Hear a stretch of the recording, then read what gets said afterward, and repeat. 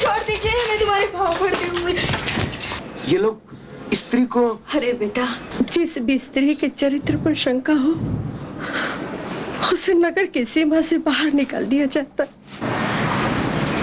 अजीब नियम है इस राज्य में। बाबूजी, साफ साफ बताइए, कौन सी बाधा उत्पन्न हुई है? मेरी बेटी दिखने में सुंदर है, ये बात किसी ने राजा तक पहुंचा दी और राजा का संदेशा मेरे पास आया। वो मेरी बेटी से विवाह करना चाहते हैं। पहचान क्या है उस कन्या की? हाँ, याद आया, उसके बाहों पर कमल का फूल गुदा हुआ था। आप मेरा अपमान कर रहे हैं, ये कहानी झूठी है। कुलक्षणी, उल्टा, चरित्रहीन, ले जाओ इसे और राज्य के नियमों के अनुसार इसे नगर की सीमाओं से बाहर कर दो। अरे तू तो बड़ा समझदार है, मेरे एक प्रश्न का उत्तर दे कि इस कहानी में दोषी कौन?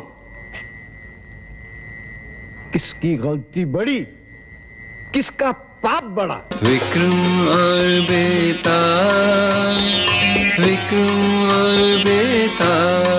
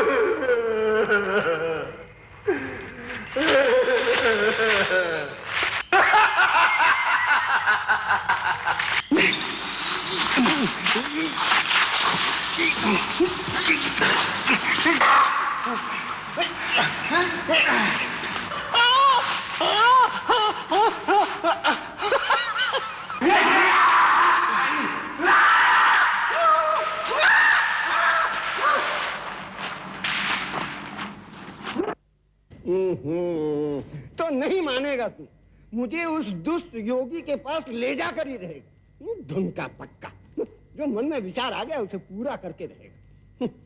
मगर भूलना नहीं, एक शब्द भी बोला तो मैं छू मंतर उड़ के वापस अपनी जगह पे चला जाऊंगा। रास्ता काटने के लिए मैं तुझे एक कथा सुनाता हूं। बड़ी पवित्र नगरी है काशी। सुना है कि वो शिवजी के त्रिशूल पर बसी है।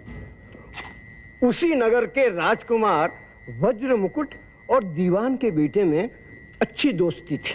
दोनों साथ उठते बैठते, खाते पीते, खेलते और साथ साथ शिकार करने जाते। एक समय की बात है। कितनी सुंदर जगह है। मैं तो कब से कह रहा था तुमसे, चलो चलो एक बार, सुनते नहीं थे। यहाँ एकांत कितना है? हाँ, आज है, हमेशा नहीं रहता। मैं जरा आता हूँ। जाओ, मैं ये लेटूंगा।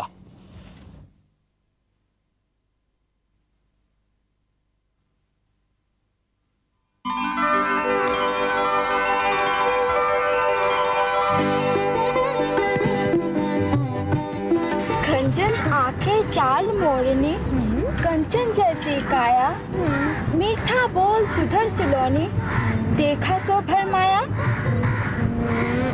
मंगला नहीं, मीनाक्षी।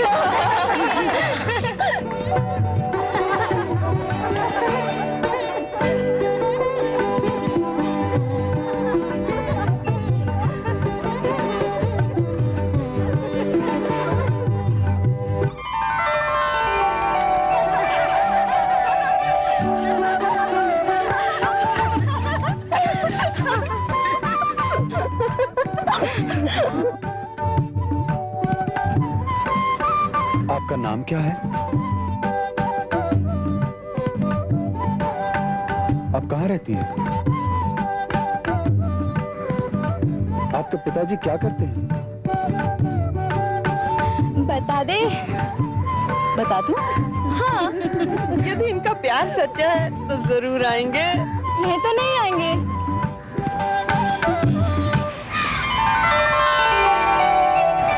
ये है मेरा नाम और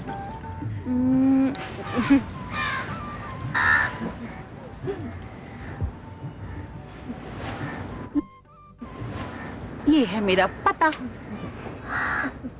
और पिता कौन है ये भी बता दे। इतने बड़े नगर में कहाँ ढूंढेंगे?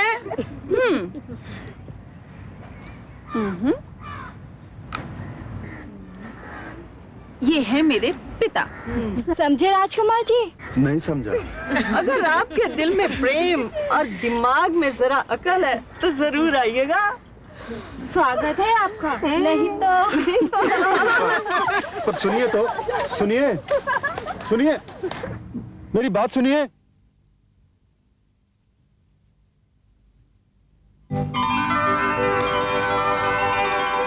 कमल का फूल लेकर यूं किया, यूं। हाँ, मतलब मैं कमल है। नहीं, लेकिन कमल के तो और भी नाम होते हैं। कमल, पद्म, तोयज, नीरज, सलीलज। नहीं, मगर उसका नाम तो कमला या पद्मा हो सकता है। पद्मावती, कितना सुंदर नाम है पद्मावती। हाँ, सुंदर नाम है। और कान से यूं लेकर यूं लगाना, यानी कर्ण नुपुर। कर्ण, बात समझ में आ गई। कर्ण नुपुर यानी कर्णपुर। वो कर्णपुर की रहने वाली है। सच? पद्मा कर्णपुर की रहने वाली है। चलो चलो कर्णपुर चलो। ठहरो। वहां और पिता का नाम लेकर दांत उखाड़ने का अभिनय किया। हाँ। इसका मतलब पद्मावती के पिता कर्णपुर में दांत उखाड़ने का काम करते हैं। दंत वैद्य है। पहली बना दी जरा सी बात की। चलो कर्णपुर चले और वहां पद्मावती को खोज निकालेंगे। कितने दिनों के लिए? भाई शिकार के बहाने चलते हैं, 2-4 दिन में लौट आएंगे। 2-4 दिन में ठीक है ना? नहीं तो वही तो तुम बस जाओगे। चलो। राम राम माँ जी। राम राम बेटा। परदेसी लगते हो। हाँ, नगर घूमने आए हैं। यहाँ कोई ठहरने के लिए जगह है? 4-5 दिन रहेंगे। अरे बेटा, जो 2-4 दिन ठहरना है यहीं ठहर जाना। जो सेवा कहोगे कर दूंगी, जो दूसरों को दोगे वो मुझे दे देना। ठीक है। पहली बार आए हो, नगर में किसी से जान पहचान है क्या? पहचान एक से है।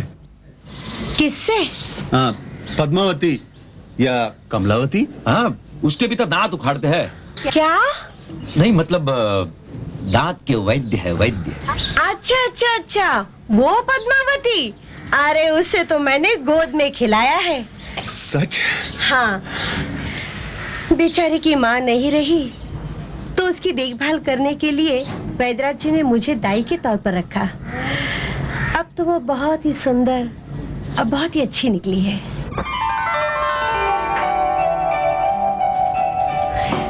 पद्मा, बेटी पद्मा। आओ माँ जी। तुझसे कुछ कहना है। कहिए ना। आंख मिचोले के खेल में जिस राजकुमार से तेरी आंखें लड़ गई थी वो नगर में आ चुका है और तुझसे मिलना चाहता है। आ गया? हाँ। वो सचमुच आ गया? हाँ। मैं जानती थी वो जरूर आएगा। वो दीवाना है तेरा। तो पहले पूछ ले उसने। बेटी, वो तुझसे मिलना चाहता है तो मिल लेना। इतनी दूर से आया है वो। ऐसे नहीं, पहले वो एक और पहेली पूछेंगे तो मिलूंगी। आजी, जरा इधर आइए।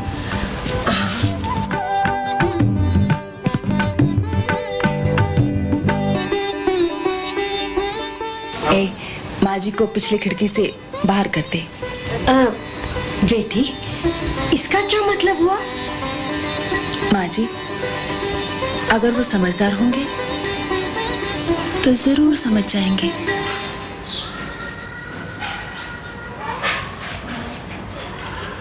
क्या मतलब है इसका? मुझे कुछ समझ नहीं आता। हमेशा पहेली में बात करती है। अरे पर हाथ धरे बैठे रहने पर कैसे काम चलेगा? पहेली का अर्थ नहीं बुझाएगा तो पद्मावती से मिलेगा कैसे? देख, हम सोचते हैं चंदन चार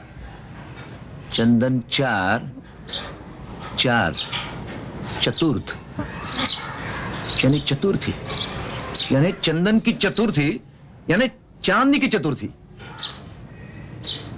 और आज तो दशम है। समझ गए? 4 दिन बाद। क्या? 4 दिन बाद जब चांदनी रात होगी, वो उसके खिड़की के पास मिलेगी। तब 14 का चांद जब होगा, उसके खिड़की के पास तुम पहुंच जाना। समझे?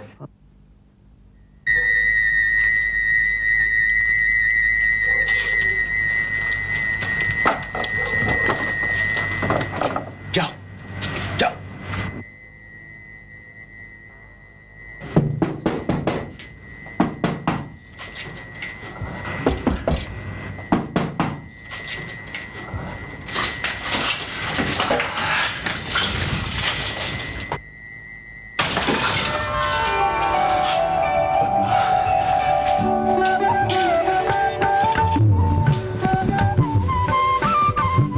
मैं जानती थी आप जरूर आएंगे।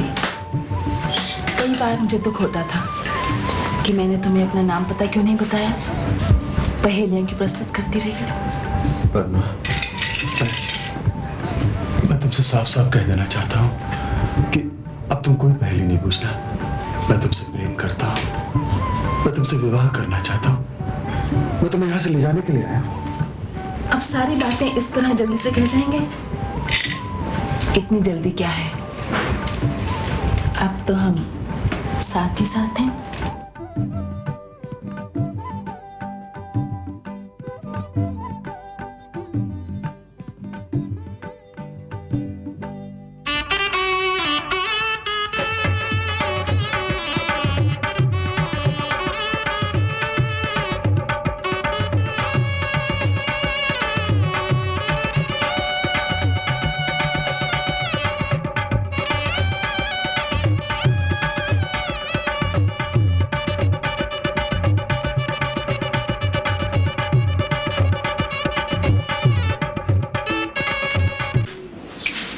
तीन दिन हो गए वापिस नहीं आया।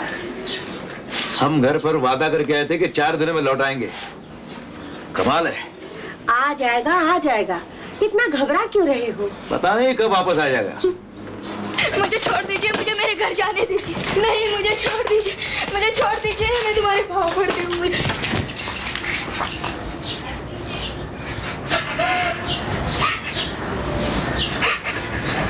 ये क्या हो रहा है? ये लोग स्त्री को... अरे बेटा, इस राज्य के नियम बड़े ही विचित्र हैं। जिस भी स्त्री के चरित्र पर शंका हो, उसे नगर की सीमा से बाहर निकाल दिया जाता। अजीब नियम है इस राज्य में। अच्छा, तो मैं राजकुमार का पता लगाता हूँ और आता हूँ।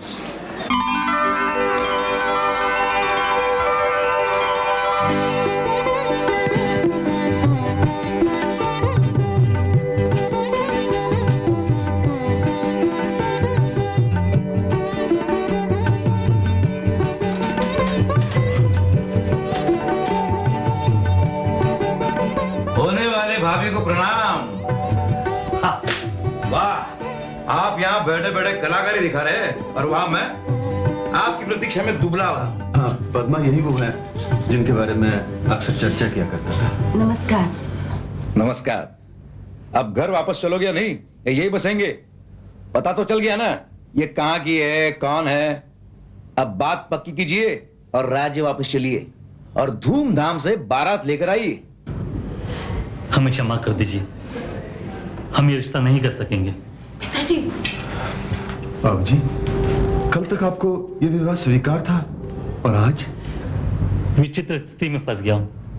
मैंने सोचा भी नहीं था पद्मावती को आपसे अच्छा और मिल भी नहीं सकता, पर मेरे दुर्भाग्य है। बाबू जी, साफ साफ बताइए, कौन सी बाधा उत्पन्न हुई है? मेरी बेटी दिखने में सुंदर है, बात किसी ने राजा तक पहुंचा दी और राजा का संदेशा मेरे पास आया। वो मेरी बेटी से विवाह करना चाहते हैं। तो आपने जवाब में कहा क्यों नहीं दिया? क्या वचनबद्ध है? मैंने कहा, पर इस राज्य में राजा का शब्द पत्थर की लकीर होती है। पिताजी, मैं किसी और से विवाह नहीं करूंगी। मैं पद्मावती को यहां से लिए बगैर नहीं जाऊंगा। आवेश में आने से क्या फायदा? यह कि शक पहले से आरंभ हुआ था और आज फिर से एक पहले आ गई। उत्तेजना से क्या लाभ? क्यों ना हम इसे शांति से सुलझाएं। लेकिन क्या किया जा सकता है? सोचते हैं कोई ना कोई रास्ता जरूर निकल आएगा। पर तू चुप रहना, मैं सब कुछ सोचता हूं, समझे?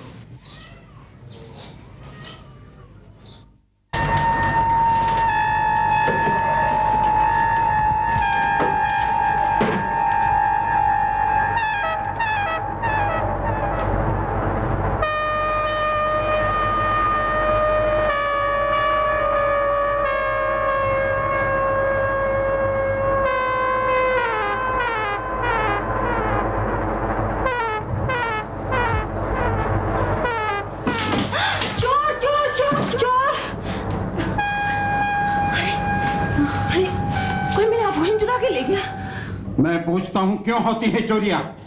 क्या करते हो तुम? इनकी बेटी के जेवर चुरा ले गए। मैं कहता हूं यदि चोरों पकड़ में नहीं आया तो मैं तुम सबको सूली पर चढ़ा दूंगा। चलो जाओ यहां से। कैसी है पद्मावती? इनसे कहिए जेवरों के लिए दुखी न हो। वे जब रानी बनकर यहां आएंगी हम उन्हें जेवरों से लाद देंगे। जय शिव शंकर, अलख निरंजन। जरा सुन बेटे, हम जोगी ठहरे, हमें इस नगरी का कोई ज्ञान नहीं। ये आभूषण हम बेचना चाहते हैं, जरा बता देना इसकी दुकानें कहां हैं? ये आभूषण पद्मावती के हैं। आपने ठीक से पहचान लिए ना? जी वही है, ये उसी के आभूषण है। जोगीराज, ये आभूषण आपको कहां से मिले? अलख निरंजन, अलख निरंजन। राजन, हम योगी ठहरे, आपके शहर के शमशान में तपस्या कर रहे थे कि एक कन्या, सुंदर कन्या, इन आभूषणों को पहनकर आई और हमें रिझाने लगी।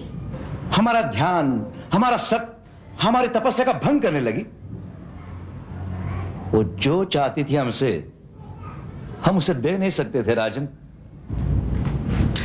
योगी जो ठहरे हैं, हमें स्त्री सुख से क्या मतलब, पर जब वो हमारे पीछे पड़ गई, हाव भाव दिखाकर हमें परेशान करने लगी, तब हमने उसके ऊपर प्रहार कर दिया और उसके इन आभूषणों को निकालकर उसको भगा दिया।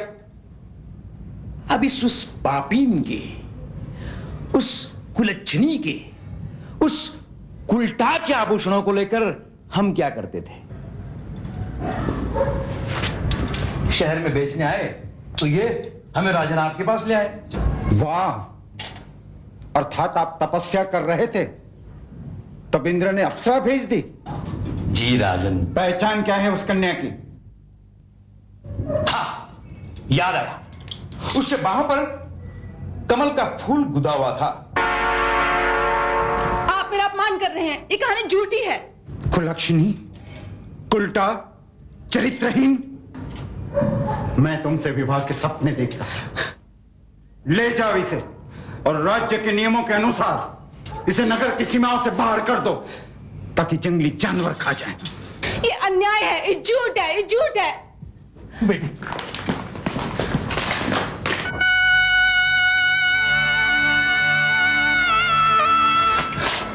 पिताजी, बेटी,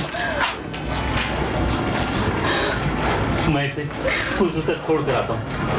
ठीक, जाने दो।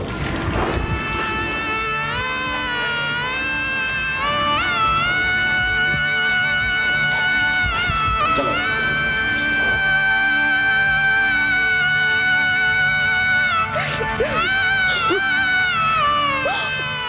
अलख निरंजन, अलख निरंजन।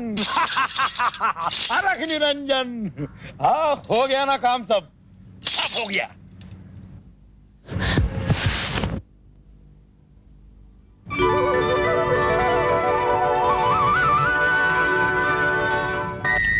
सुन ली कहानी? मनुष्य का जीवन कितनी विचित्र घटनाओं से भरा है और हर घटना मनुष्य के चरित्र की परख है जो कभी कभी उसको बदल भी देती है।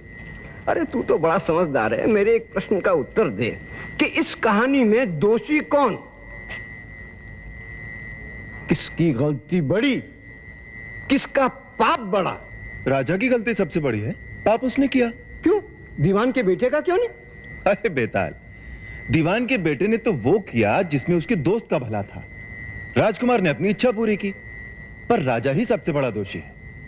उसने पद्मावती पर आरोप लगाकर देश निकाला देते समय यह भी विचार नहीं किया कि वो अपराधी है या नहीं है।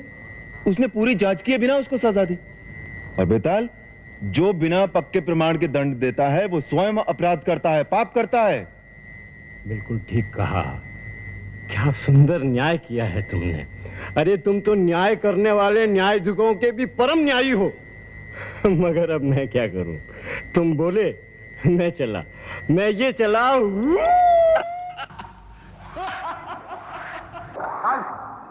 मैं तुझे नहीं छोड़ूंगा, मैं तुझे नहीं छोड़ूंगा।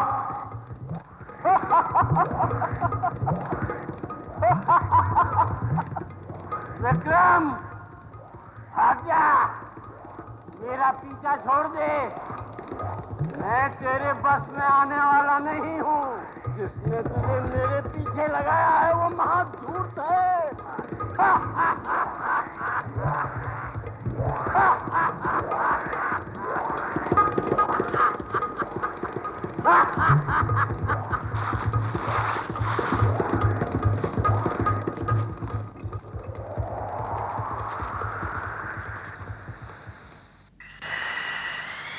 विक्रम बेटा, विक्रम बेटा।